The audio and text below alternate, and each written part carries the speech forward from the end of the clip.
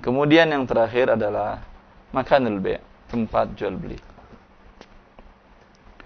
Dimanapun tempat jual beli dibolehkan kecuali satu tempat yang berdasarkan hadis dari Abu Daud bahwa Rasulullah SAW naha 'anil syira'i wal bai'i fil masjid.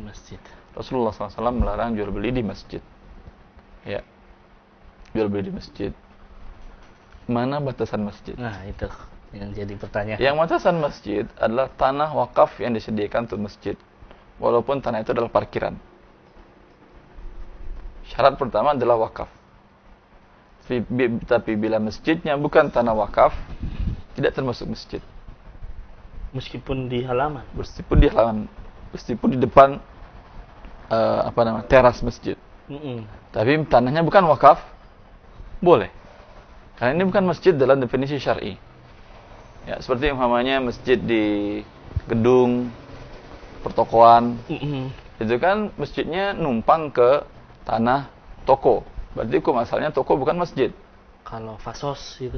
Kalau fasos itu kan milik Pemda, bukan milik wakaf. Jadi boleh itu. Itu boleh jual beli di situ. Ya. Kenapa? Karena firman Allah Subhanahu wa taala dalam definisi wannal masajida lillah fala tad'u ma'allahi ahada. Sesungguhnya masjid itu milik Allah. Kalau dia fasos milik Pemda, bukan milik Allah. Kalau dalam gedung pasar milik pemilik gedung, manajemen, bukan milik Allah. Maka persyaratannya adalah itu wannal masajida lillah. Tapi dalamnya tetap nggak boleh, Ustaz. Di dalamnya dia bukan masjid dia sekarang. Di dalamnya asal tidak terganggu orang sholat, enggak ada masalah. Oh, Masya Allah. Maka dengan demikian, kalau di masjid-masjid seperti ini, Anda transaksi via WA atau via apa, ada orang beli barang, lalu Anda klik, silahkan. Boleh itu. Boleh. Kalau dalam masjid yang masjid Allah, tidak boleh. Jadi Anda terima telepon, ada klien mau datang atau umpamanya ada deal transaksi sekian dari via telepon di masjid, keluar dulu dari masjid. Keluar dari batasan tanah masjid. Parkiran, lewatin parkiran dulu. Di sana baru bilang, "Ya, sekarang saya jual harga sekian." Di dalam tadi termasuk Anda jual beli di dalam masjid dan diharamkan. Dia tidak merusak akad. akadnya tetap sah. Tetap sah. Kan tetapi hukumnya haram. Sama juga dengan jual beli pada waktu yang dilarang tadi. Akadnya tetap sah, tapi jual belinya haram karena ini dalam masalah usul fikih para ulama menjelaskan bila larangan tidak kepada zatnya, kan bukan zat jual belinya, berbeda dengan syarat jual beli yang telah kita jelaskan sebelumnya. Ya, ini bukan pada zatnya. Karena itu kita akhirkan pembahasannya dalam syurutul fil bay' karena dia syarat yang tidak merusak akadnya. Ya, hanya berdosa melanggar larangan Rasulullah sallallahu alaihi wasallam. Ini penting untuk diingatkan kaum muslimin. Karena hal yang pertama tadi mengenai waktu, kadang ada beberapa kantin, beberapa kios di sekitar masjid yang bukan di dalam tanah masjid, ya, masih buka, padahal azan sudah dikumandangkan. Kalau Jumat mutlak, kalau sholat 5 waktu tolonglah perhatikan, ya, agar mendapatkan keberkahan seluruhnya. Ya, kalian begitu juga dengan tempat ini juga sering banyak masjid-masjid kaum muslimin terkadang di depannya jual siwak, jual topi perlengkapan sholat, tidak boleh. Di terasnya terkadang ada seperti itu, jual apa, sorban segala macam sajadah, haram ini ya. Karena Rasulullah SAW melarang. Jadi ini pengetahuan baru kepada pemirsa ya, artinya karena masih banyak bertanya mana sih batasan masjid. Jadi kalau dari sini kita jelas intinya ketika masjid itu wakaf dan lillah, berarti di situ haram mutlak semuanya. Mutlak semua, walaupun parkiran.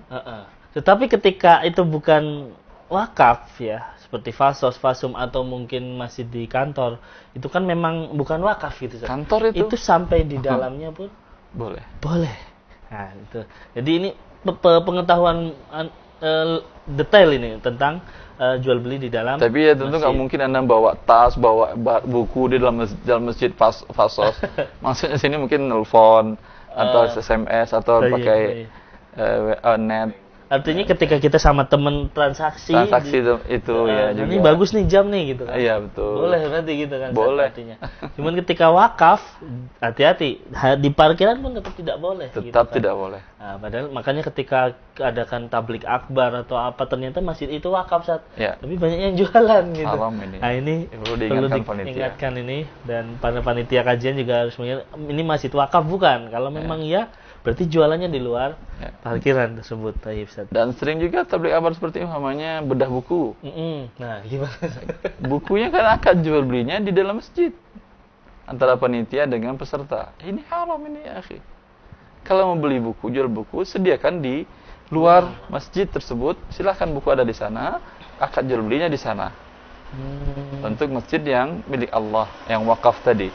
Kan karena wakaf adalah tanahnya tersebut habsul asli wa tasbilul manfaah, di mana asalnya ditahan diniatkan untuk Allah, menjadi milik Allah.